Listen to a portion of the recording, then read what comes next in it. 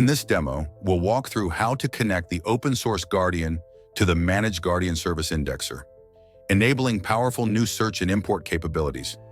We begin inside a local instance of the open source Guardian. Here we open the Manage Policies tab.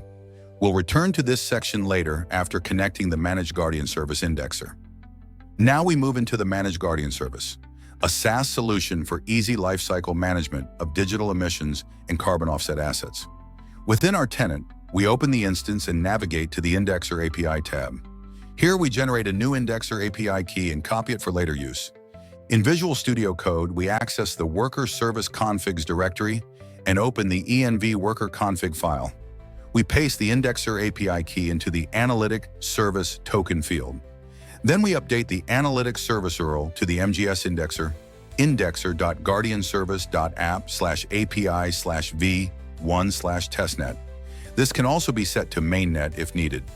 Next, we restart the worker service to apply these changes. We terminate the existing process and navigate into the worker service directory. Running the yarn start command, we bring the service back online, now connected to the Managed Guardian Service Indexer. The terminal logs confirm successful startup. Returning to our local Guardian instance at localhost port 4200, we go back to the Manage Policies tab.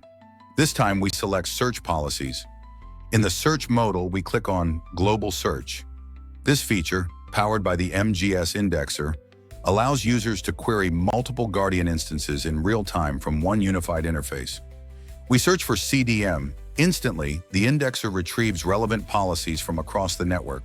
From here, we select and import the CDM policy directly into our local Guardian instance.